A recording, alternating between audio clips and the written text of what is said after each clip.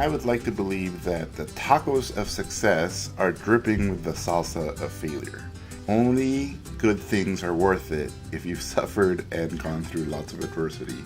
I'm originally from Mexico City. I was born in 1975. My father warned me that it was trying to get us and it was trying to sink. He is an architect, and my mom was a full-time bohemian mother. When I was 9 years old, we moved to the city of Tijuana to get away from the chaos of the city, and I was always in between the two worlds. I learned to be an artist by going to public institutions in Tijuana and going to museums and taking film classes and writing classes. And when I was 17, I met my wife, Sandra Kiwa, at a punk rock concert. My dream was to go to what at the time was the most important animation school in the world, which was Cal Arts. And so I took two portfolios. I took a portfolio with drawings that I thought, well, this is what Americans want to see. At the time, the guy who reviewed my work was a very famous animation legend named Jules Engel. And he pretty much destroyed my portfolio and told me it was crap, that I had no voice as an artist. Before I was completely crushed and rejected, he saw my paintings and his eyes exploded and he said, "Why didn't you show me this?" And he said, "No, this is your voice. This is who you are. You did all these paintings because I can tell you wanted to. If you can make these move, you'll be doing something I've never seen."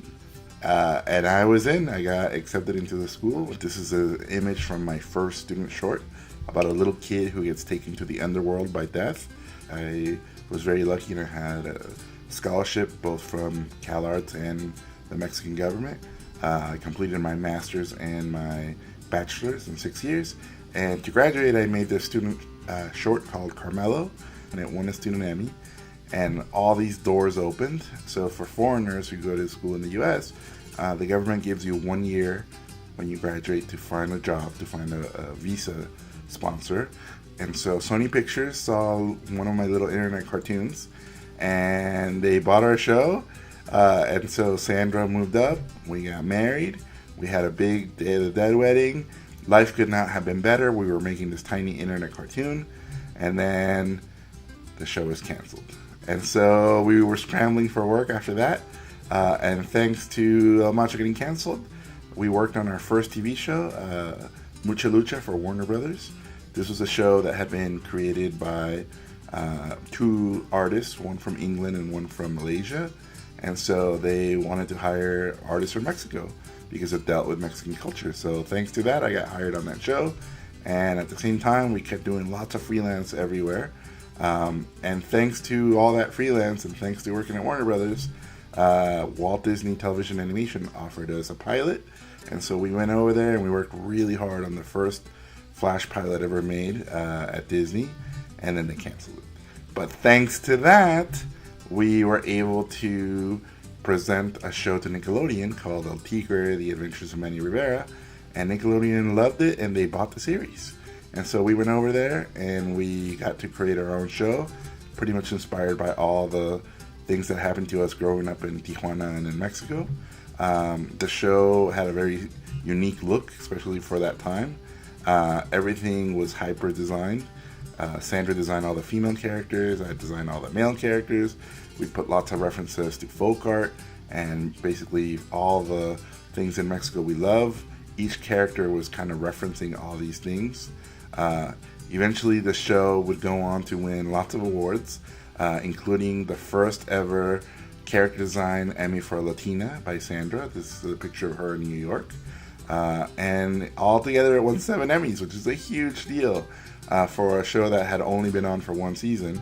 At that point, Sandra and I could not have been more hopeful for the future, and then Nickelodeon canceled the show.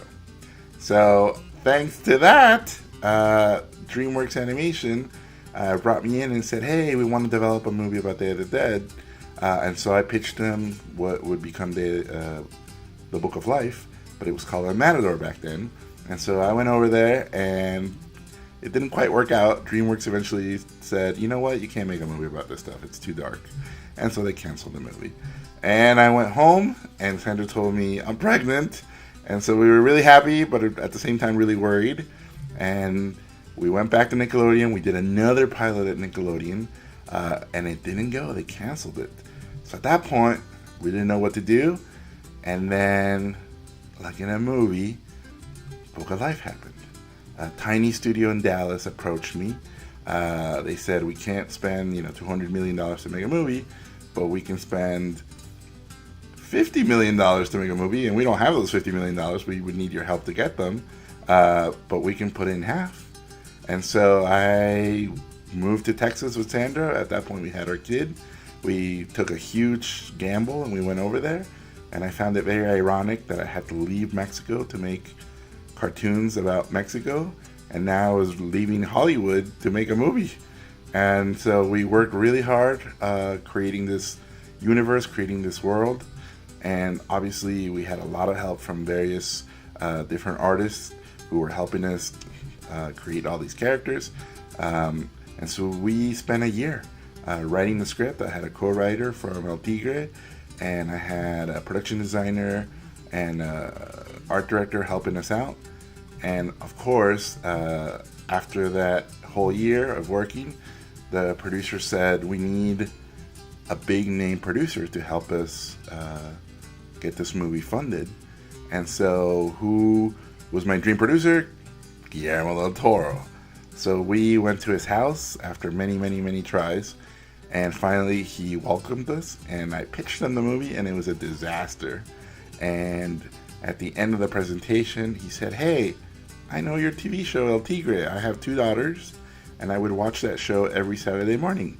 So I know your sense of humor, I know your art style, I know how much you love our country. Of course I'm going to produce your movie. And so thanks to Guillermo, he came onto the movie and he produced The Book of Life. Thanks to him, we found financing, and the movie changed our lives. It became something that not only opened doors all over the industry, but it opened us to the whole world. And again, that movie would have never happened if our TV show El Tigre would have not have been canceled. It was all failures that allowed us to jump. So I'm very, very thankful for all those opportunities. And again, I truly believe the delicious tacos of success are even more delicious because of the salsa of failure.